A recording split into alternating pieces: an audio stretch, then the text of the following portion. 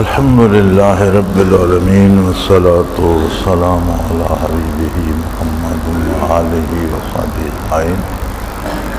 اعوذ باللہ من الشیطان الرجیم، بسم اللہ الرحمن الرحیم۔ قال النبی صلی اللہ علیہ وسلم الدعاء مخ العبادہ، او کما قال رسول اللہ صلی اللہ علیہ وسلم اللہم سبحانک لا علم لنا الا ما علمتنا انک انت العلیم الحکیم۔ مولا یا صلی وسلم دائما ابدا علی حبیبک من زانت بہ الرسل۔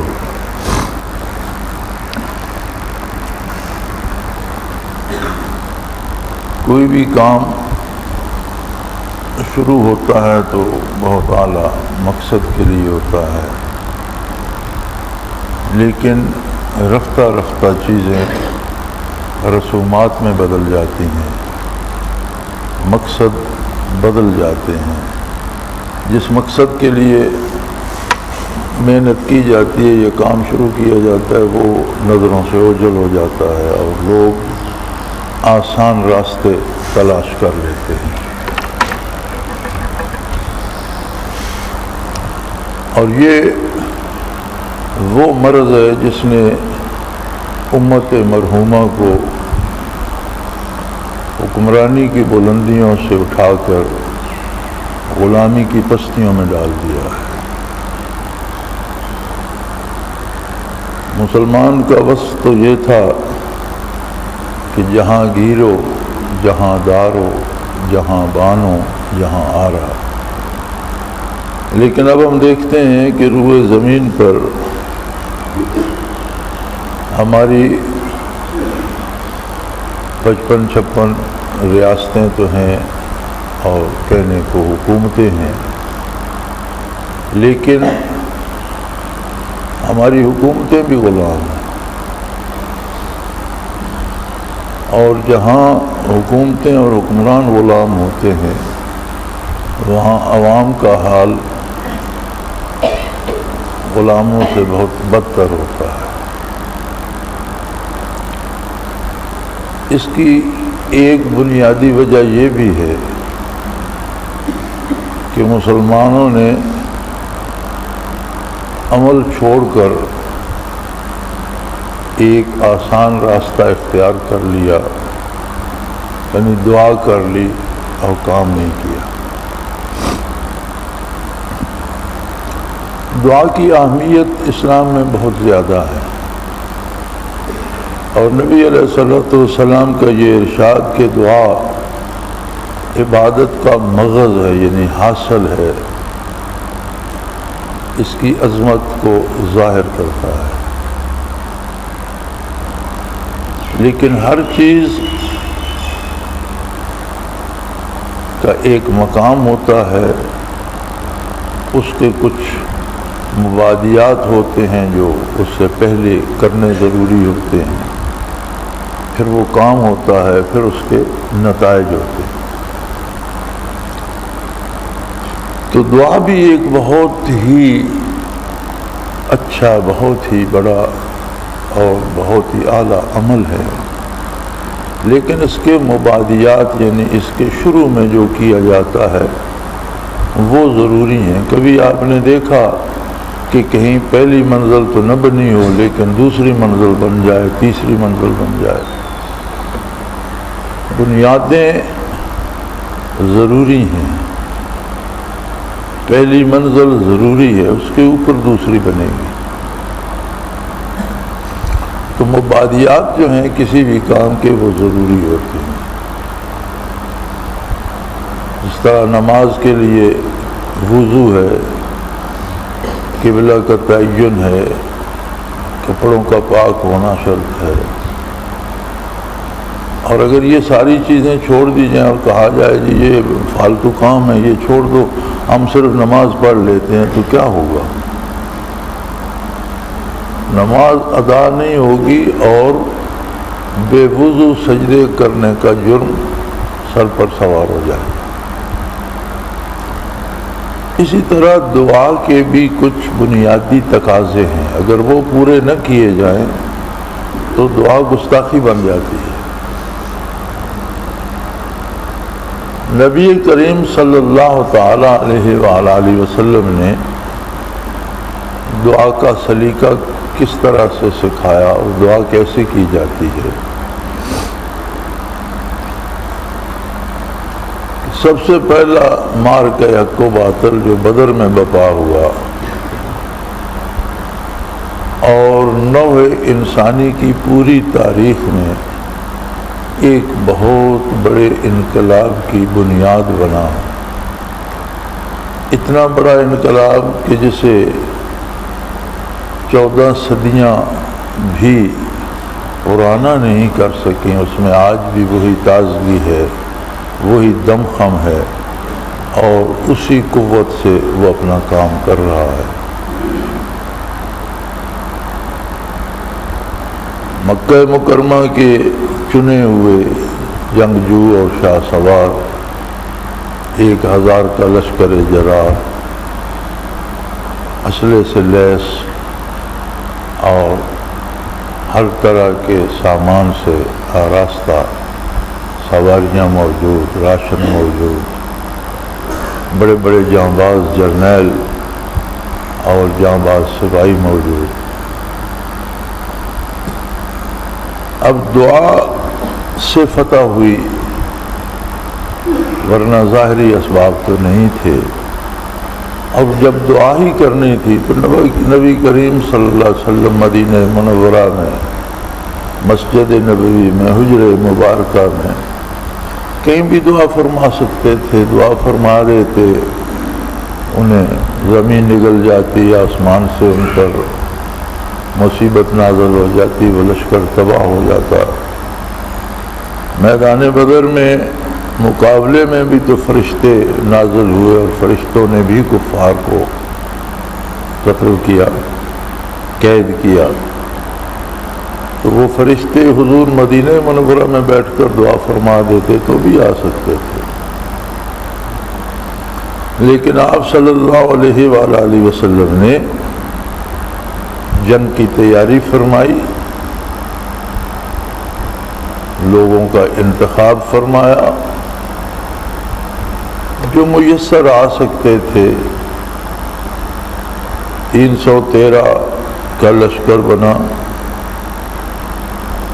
اسلحہ اور سواری نہ ہونے کے برابر تھی۔ جس طرح بعض حضرات نے لکھا ہے کہ 8 تلواریں، 6 گھوڑے، اسی طرح سے راشن کی قلت۔ ان 313 میں کچھ بالکل نوعمر، کچھ بہت عمر رسیدہ لوگ، کچھ جوان جن کے پاس اسلحہ تو کجا پورا لباس بھی نہیں، بعض نے 1 چادر لپیٹ رکھی اور بعض کے پاس 2 چادریں ہیں، کچھ لوگ ہیں جن کے پاس لباس ہے۔ 150 کلومیٹر تقریباً آپ صلی اللہ علیہ وسلم نے سفر فرمایا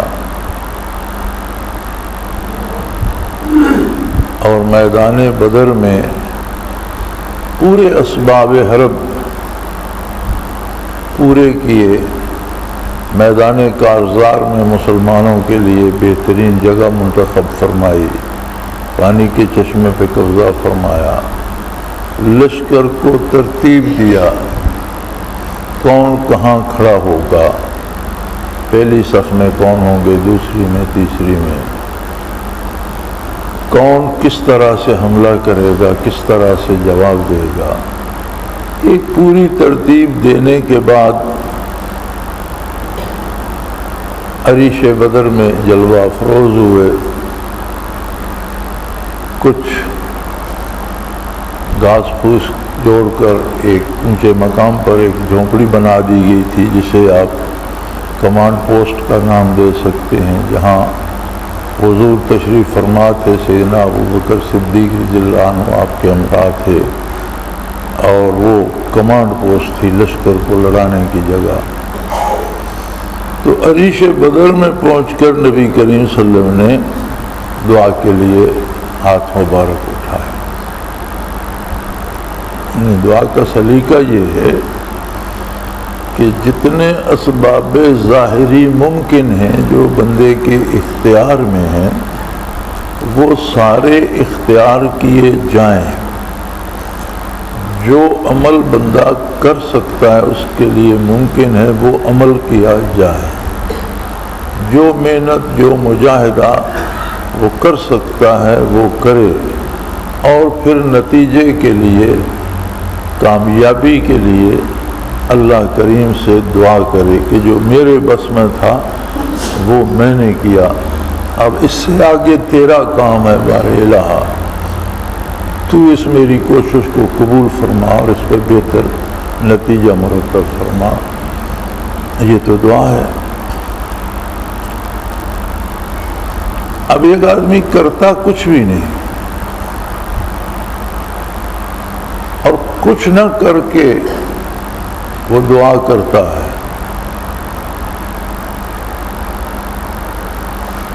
تو اس کی مثال ایسے ہے جیسے کسی نے دانے سے آٹا تو نہ بنایا ہو، آٹے کو گوندا نہ ہو، روٹی نہ پکائی ہو، غلہ جہاں ہے دھرے کا دھرا رہے، اور وہ دعا کر رہا ہو کہ اے اللہ میرا پیٹ بھی بھر جائے، میری صحت بھی ٹھیک ہو جائے،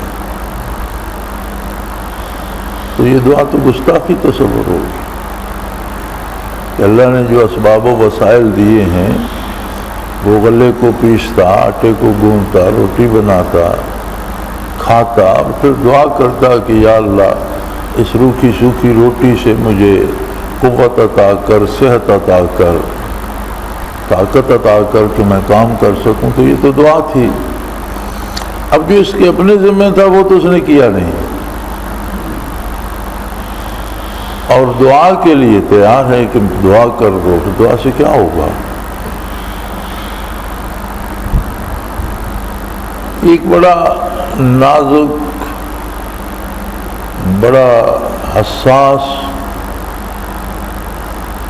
اور بڑا ہی فول پروف نظام ہے اللہ کا بنایا ہوا۔ ہر ذرہ دوسرے ذرے سے پیوست ہے، اور ہر ذرے کا کام اپنا ہے، اور کائنات کا ہر ذرہ اپنا کام کر رہا ہے۔ یہ بے شمار ذرے جو اللہ کریم نے پیدا فرما کر جمع کر دیے ہیں، جن سے زمین بنتی ہے، جن سے سونا بنتا ہے، جن سے چاندی بنتی ہے، جن سے تیل بنتا ہے، جن سے گیسیں بنتی ہیں، جن سے کھیتیاں اگتی ہیں، پھل لگتے ہیں، یہ سارے نظام، ایک ایک قطرہ، ایک ایک جھونکا، ایک ایک پتا، ہر چیز اپنی جگہ اپنا اپنا کام کر رہی ہے۔ اب ایک شخص کھیتی جوتتا نہیں، محنت نہیں کرتا، اس میں بیج نہیں ڈالتا، وہ کھیتی کا مالک بنا ہوا بیٹھا کہتا ہے میرے کرنے سے کیا ہوگا، اللہ کریم ہی کریں گے، وہ کھیت میں بیٹھا دعا کر رہا ہے کہ میری فصل بہت اچھی ہو جائے۔ تو یہ تو دنیاوی اعتبار سے جو سنے گا وہ بھی کہے گا کہ یہ پاگل ہے، وقت ضائع کر دیا، کیا کچھ بھی نہیں، اور دعا کر رہا ہے کہ مجھے سب کچھ مل جائے۔ اور عند اللہ یہ گستاخی ہوگی کہ جو تیرے ذمہ تھا وہ تو تجھے کرنا چاہیے، جس کے لیے تجھے شعور دیا، عقل دی، ہاتھ پاؤں دیے، اعضاء و جوارے دیے، صحت دی، توفیق دی، تو جو تیرے ذمہ تھا وہ عمل تو کرتا۔ اب وہ کھیتی جوتتا، اسے پانی دیتا، اس میں بیج ڈالتا، اس کی نگہداشت کرتا، کھاد ڈالتا، اور دعا کرتا کہ اللہ جو میرے ذمہ تھا وہ تو میں نے کیا، اب اس سے برابر کرنا اور اس سے اچھی فصل دینا یہ تیرا کام ہے۔ تو یہ تو دعا ہے، کرنا کچھ بھی نہیں اور دعا کرنا تو یہ گستاخی بن جاتی ہے، یہ ایک جرم ہے۔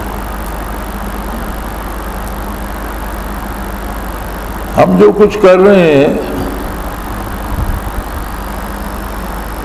یہ 200 کروڑ یا 2 ارب کے قریب اس وقت روئے زمین پر مسلمانوں کی آبادی ہے۔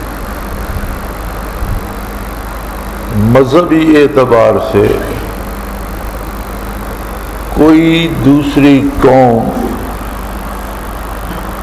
مسلمانوں سے عددی اعتبار سے مسلمانوں کا مقابلہ نہیں کرتی۔ دنیا میں مسلمانوں کی تعداد اس قدر ہے کہ ہر تیسرا بندہ مسلمان ہے۔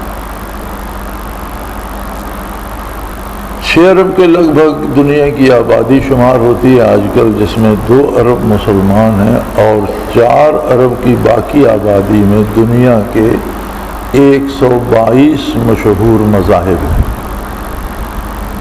4 ارب میں 122 معروف مذاہب ہیں، اور 2 ارب ایک مذہب ہے اسلام۔ تو اس کے اعتبار سے مسلمان ایک بہت بڑی قوت ہے۔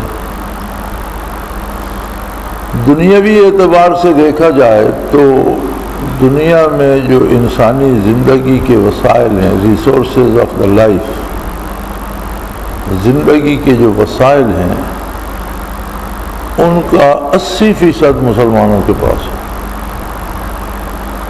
مستشرقین اور مغرب کے شمار کنندگان کہتے ہیں کہ مسلمانوں کے پاس 42% ہے، لیکن وہ میری رائے کے مطابق بددیانتی کرتے ہیں اور بہت گھٹا کر بتاتے ہیں کہ مسلمانوں کو علم نہ ہو جائے۔ مسلمانوں کے پاس زندگی کے وسائل کا 80% ہے۔ اگر آپ دنیا کا نقشہ پھیلا کر دیکھیں تو جنوب میں بھی جہاں مسلمانوں کی سلطنتیں ختم ہو جاتی ہیں تو جو نیچے علاقہ ہے وہ اکثر برف سے ڈھکا رہتا ہے، اور شمال میں بھی جو ممالک ہیں سال کا اکثر حصہ برف پوش رہتے ہیں۔ دنیا کی بہترین گرم پانیوں کی بندرگاہیں ان کی اکثریت مسلمانوں کے پاس۔ دنیا کے بہترین زرخیز میدان اور وادیاں ان کی اکثریت مسلمانوں کے پاس۔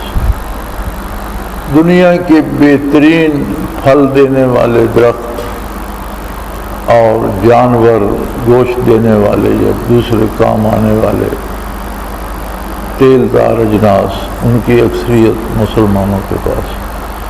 دنیا کے بہترین زیر زمین خزانے، وہ جواہرات اور ہیروں کے ہوں، وہ تیل اور گیس کے ہوں، وہ کوئلے کی کانیں ہوں یا سونے کی ہوں، وہ چاندی کے ذخائر ہوں یا تانبے کے ہوں، بہترین ذخائر کی جو امین جو رقبے اور زمینیں ہیں وہ مسلمانوں کے پاس۔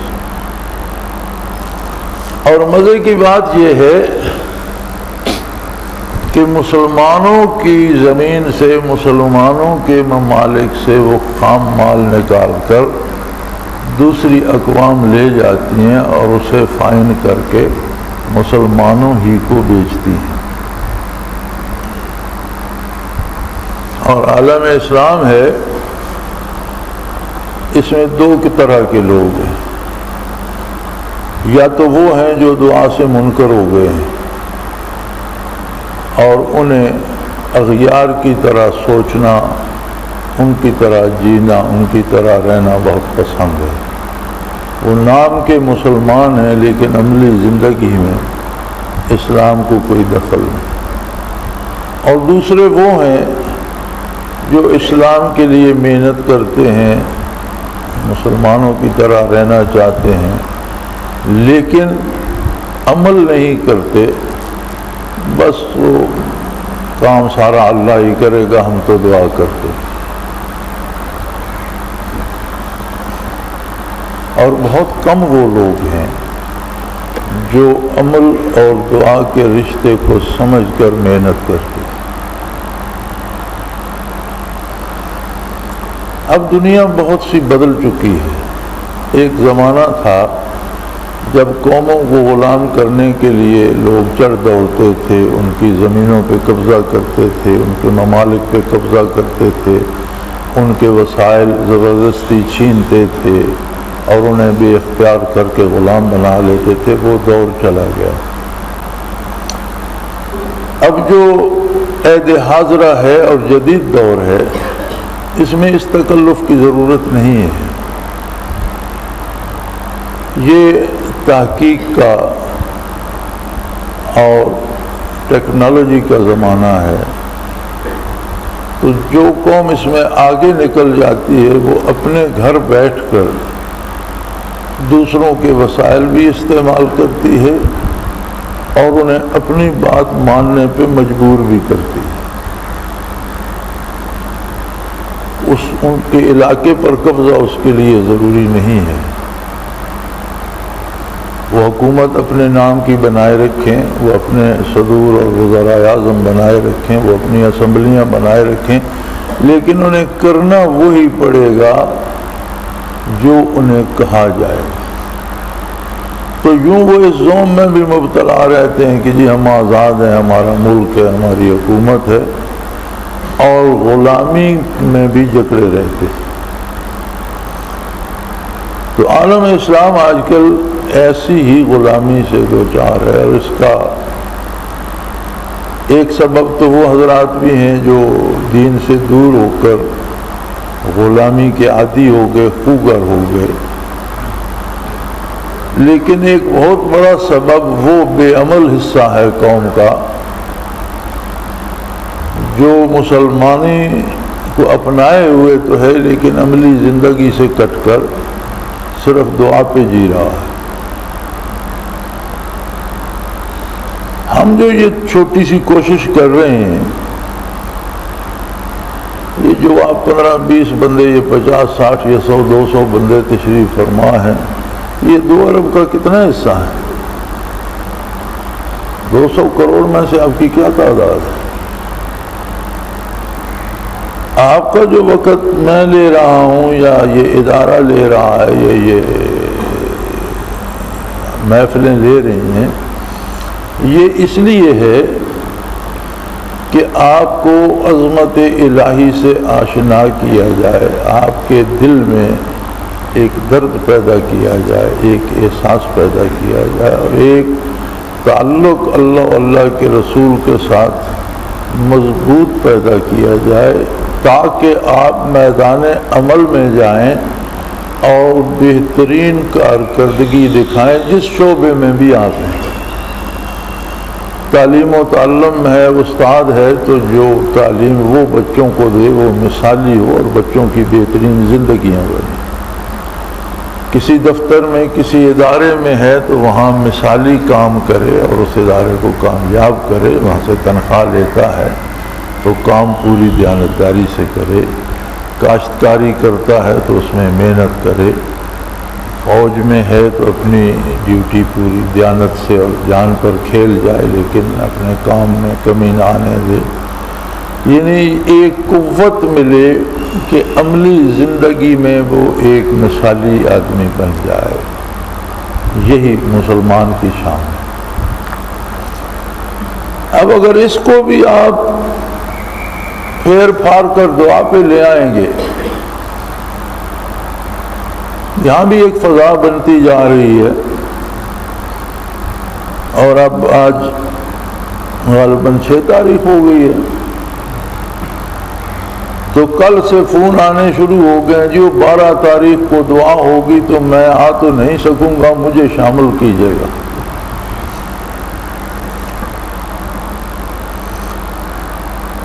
تو میں نے کہا بھائی پہلی بات تو یہ ہے کہ مجھے دن میں سینکڑوں فون آتے ہیں، آپ کی بات میں 12 تاریخ تک یاد نہیں رکھ سکوں۔ کئی دوست جاتے ہیں ملنے، انہیں تعویذ یا کوئی چیز درکار ہوتی ہے، میں نے فون کیا تو میں کہتا ہوں وہ بات بھول جاؤ، جو کام اب ہے وہ بتاؤ۔ میں اس بات کا مکلف نہیں ہوں کہ دن میں 50 فون آئے تو میں عمر بھر وہ 50 فون یاد رکھوں، اگلے دن 50 نئے آ جاتے، اگلے دن 50 فون ہوا، بات ہی ختم ہو گئی۔ اب اسے میں اٹھائے تو نہیں، پھر آپ نے فون کیا ہوگا، ٹھیک ہے ختم ہو گئی بات، جو کام اب ہے وہ بتاؤ، بات ختم۔ تو یعنی ایک وہ جو رسم جس کے ہم عادی ہو گئے ہیں، دعا ہمارے لیے بجائے آب حیات بننے کے افیون بنتی جا رہی ہے کہ کرنا کچھ نہیں، آ بھی نہیں۔ بھئی جب آپ آ یہاں نہیں سکتے، رہ نہیں سکتے، بات نہیں سن سکتے، ذکر نہیں کر سکتے، تو ہم آپ کے لیے کیا خاک دعا کریں گے؟ دعا تو یہ ہوگی کہ جن لوگوں نے محنت کی ہے اے اللہ انہیں یہ شعور بھی عطا فرما کہ وہ اس کے مقصد کو بھی سمجھے. اگر محنت تھوڑی کی ہے تو اس پہ اجر زیادہ عطا فرما. ان کے قلوب کو اپنی یاد سے آباد کر اور انہیں قوت کار دے کہ یہ نہ صرف اپنی آبرو کے محافظ بنے بلکہ اسلام کی آبرو کے محافظ بنے. اور اسلام اللہ کا دین ہے اور اسلام حاکم ہو کر رہتا ہے، محکوم ہو کر رہتا نہیں.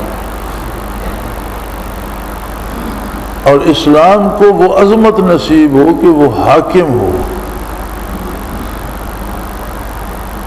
تو یہ دعا تو سمجھ میں آتی ہے. اب یہ دعا کون کرے گا کہ اے اللہ ایک بندے کے پاس فرصت نہیں ہے کہ وہ سیکھنے کے لیے آئے، ایک بندے کے پاس فرصت نہیں ہے کہ وہ بات سنے، ایک بندے کے پاس فرصت نہیں ہے کہ وہ سجدہ کرے، ذکر کرے، لیکن تو اسے سب کچھ وہاں پہنچا دے.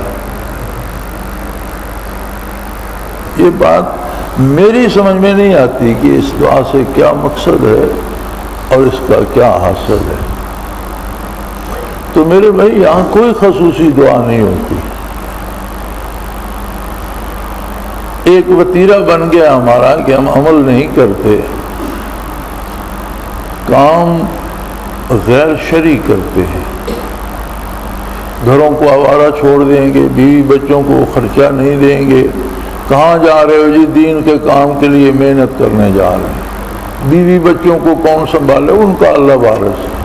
شادی تم نے کی، اللہ نے نان نفقہ تم پر فرض کر دیا، بچے تمہارے ہیں، ان کی تعلیم نہیں ہوگی، تربیت نہیں ہوگی، وہ آوارہ ہو جائیں گے. بیوی اکیلی ہے، اپنی جان کی، مال کی، آبرو کی حفاظت کی، وہ سب اللہ کرے گا. جی ہم اللہ کا کام کرنے جا رہے ہیں. اللہ اتنا مجبور و بے بس ہے کہ آپ اپنا کام چھوڑ کر اللہ کا کام کرنے جا رہے ہو.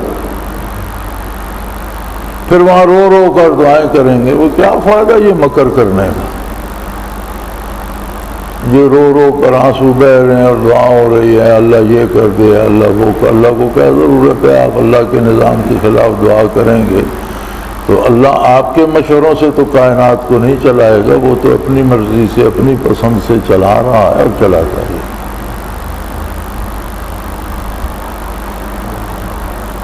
تو یہ عجیب سا ایک رواج ہم نے اپنا لیا ہے کہ عملی زندگی میں آدمی بالکل بیکار ہو جائے، وہ نہ کسی کا دوست ہو نہ کسی کا دشمن ہو.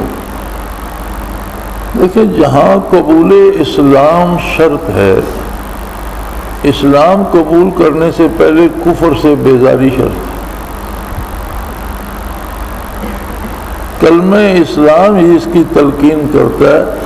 لا الہ پہلے ہے اور الا اللہ اس کے بعد آتا ہے کہ پہلے کفر سے برات کا، بیزاری کا اعلان کرو اور پھر اللہ کی عظمت کا اقرار کرو. یہ نہیں ہو سکتا کہ جو کچھ گند مند پڑا ہے اس پر ایک سبز چادر ڈال دو اور اسلام ہو گیا. نہیں، وہ سارا صاف کرو. تو عملی زندگی میں جو فرائض ہیں، جو آپ کی ذمہ داری ہے، اسے آپ آگے لے جائیں. نبی کریم صلی اللہ علیہ وسلم نے فرمایا الحکمت ضالۃ المومن او کما قال رسول اللہ صلی اللہ علیہ وسلم. حکمت و دانائی کی بات وہ کسی اعتبار سے بھی ہو، وہ مسلمان کی متاع گمگشتہ ہے، وہ مسلمان کا گمشدہ مال ہے. جہاں بھی ملے اسے حاصل کرو، وہ تمہارا حصہ ہے. اس میں جدید ٹیکنالوجی ہے یا سائنس ہے یا کوئی تحقیقی کام ہے، علمی ہے یا عملی ہے، تو دنیا میں جہاں سے بھی ملتا ہے اسے حاصل کرو. ایک زمانہ تھا کہ اقوام عالم وحشی تھیں، انسانی اقدار سے بے بہرہ تھیں اور مسلمان ایجادات کر رہے. بغداد میں سڑکیں پختہ ہوتی تھیں جب پیرس کی گلیوں میں گھٹنوں گھٹنوں کیچڑ ہوا کرتا.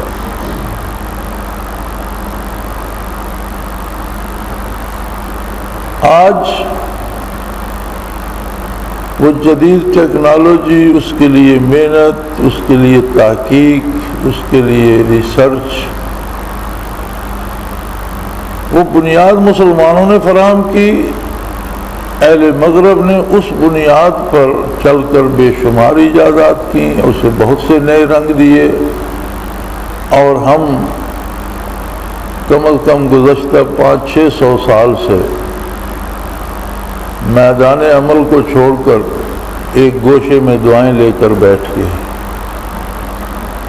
جس کا نتیجہ یہ ہوا کہ دنیاوی اعتبار سے وہ اقوام جو جدید علوم میں آگے نکل گئیں وہ حکمران بن گئیں اور ہم غلام ہو گئے۔ غلام کا کوئی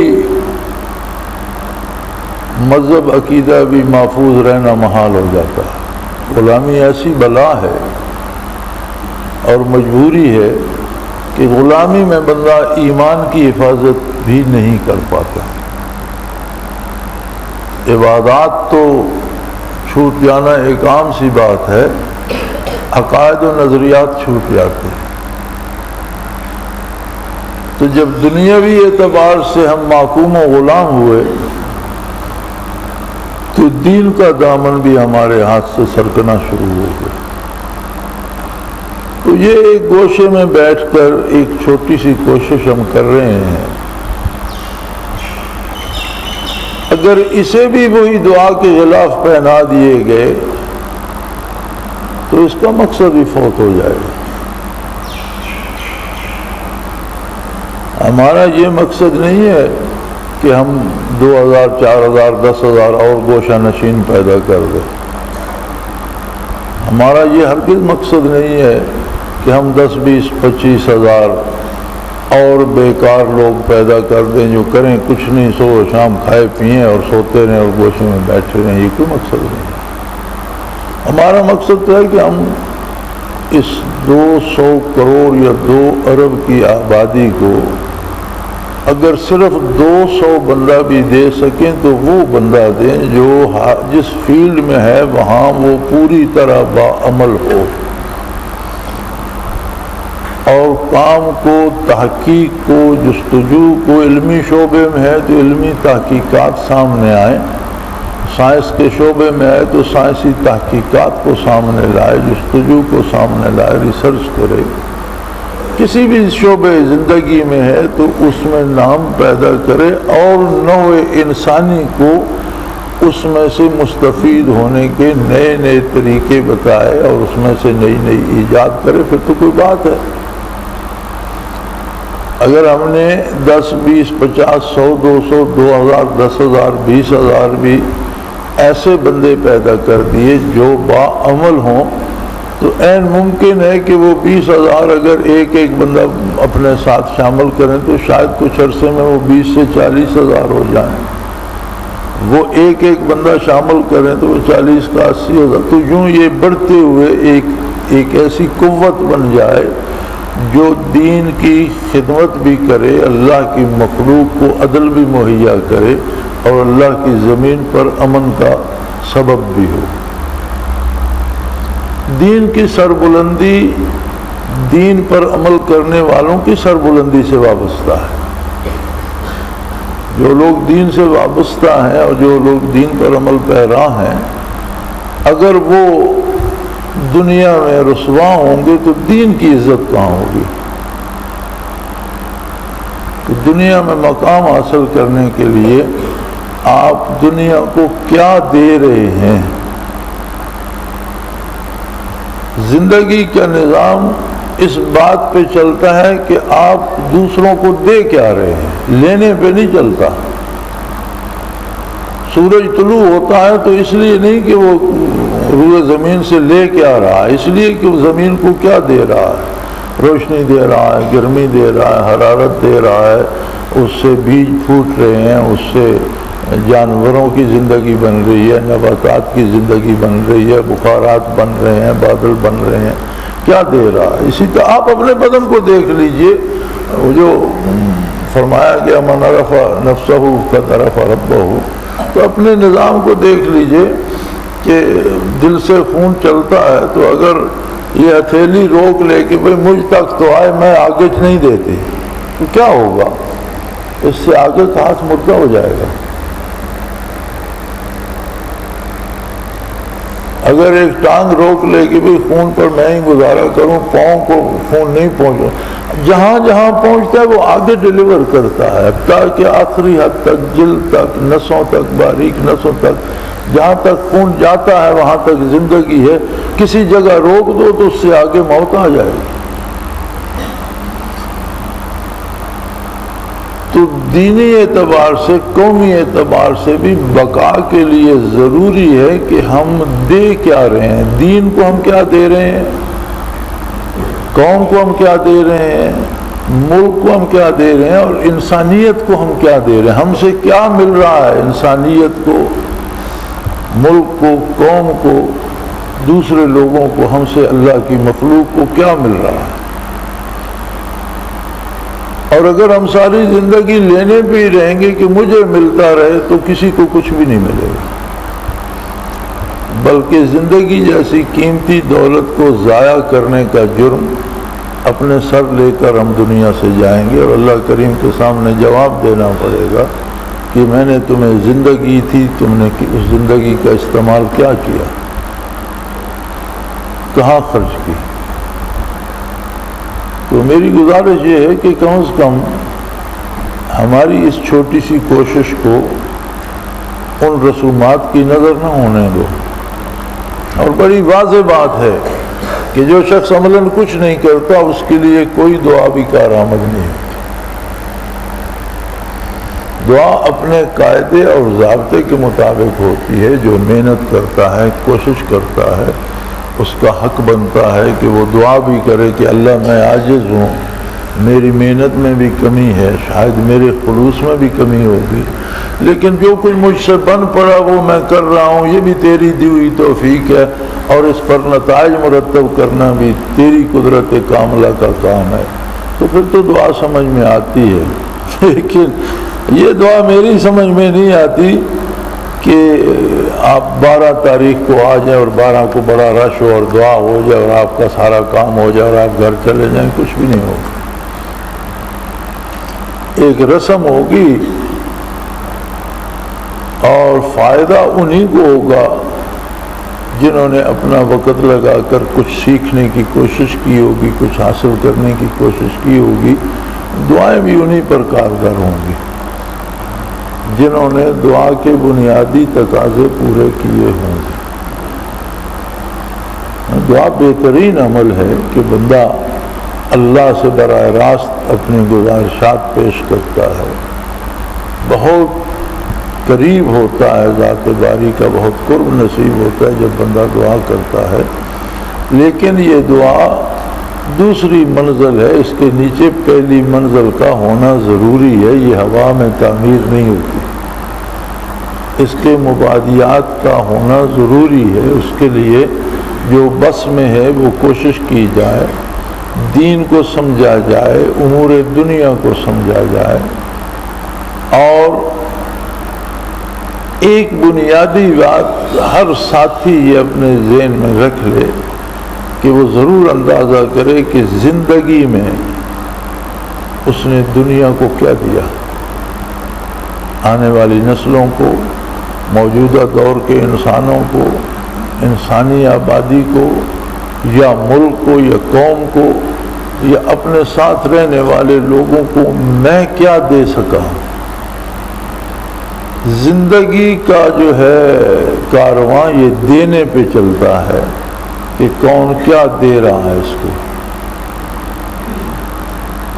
تو اللہ کریم توفیق عطا فرمائے اور محنت کو قبول فرمائے، لیکن یاد رکھیں کہ کوئی بھی کام سلیقے سے ہوتا ہے۔ آپ بندوق الٹی پکڑ کر فائر کریں گے تو گولی آپ کے سینے میں لگے گی۔ اب آپ کے میں نے تو فائر کیا تھا دشمن پر، دشمن پر فائر کیا تھا تو بندوق کا ہونا، گولی کا ہونا، اس کا چلانا اور اس کا رخ دشمن کی طرف کرنا، یہ سارے مبادیات تھے، وہ کرتے پھر اسے لگتی یا نہ لگتی دیکھا جاتا، اپنے بندوق بھری اپنے سینے پہ رکھ کے چلا دی، میں نے بندوق چلائی ہے تو وہ تو آپ کا سینہ چھلنی کر دے گی۔ ہر کام کا ایک سلیقہ اور ایک طریقہ ہے، اور یہ اجتماع محض دعاؤں کے لیے نہیں ہے، یہ عملی تربیت کی ایک کوشش ہے۔ خواہ یہ بہت چھوٹی ہے کہ 2 ارب کی آبادی میں اگر 2000 بندوں کو بھی ہم نے یہ 10,000 کو بھی سکھا دیا تو کون سا تیر مارا، لیکن بہرحال واجب ہے کہ جو کچھ ہم سے بن پڑتا ہے وہ کریں، اور وہ سارا مجاہدہ کرنے کے بعد دعا بھی کریں کہ اللہ اس پہ بہترین نتائج مرتب فرمائے۔ سو میری گزارش یہ ہے کہ اس اجتماع اور اس مجاہدے اور اس محنت کو تربیت کا مرکز سمجھا جائے، سیکھا جائے، کچھ حاصل کیا جائے، رواجات کی نظر نہ کیا جائے۔ وآخر دعوانا ان الحمدللہ رب العالمین، الحمدللہ رب العالمین، والصلاة والسلام علی حبیبہ محمد۔ اللہم ربنا لا تقتلنا بعذرک ولا تہلکنا بعذابک واعف عنا ربنا لا تسلط علینا من لا يرحمنا۔ یا اللہ ہماری کوششیں بہت معمولی ہیں، کائنات کو قبول فرما، مسلمانوں کو جذبہ بیداری عطا فرما، عملی زندگی میں کام کرنے کی توفیق عطا فرما، اور ان کی محنت قبول فرما، انہیں اغیار کی غلامی سے نکل کر آزاد فضاؤں میں سانس لینے کا عادی بنا، اور غلبہ اسلام کی توفیق عطا فرما۔ وصلی اللہ تعالی علی حبیبہ محمد برحمتک یا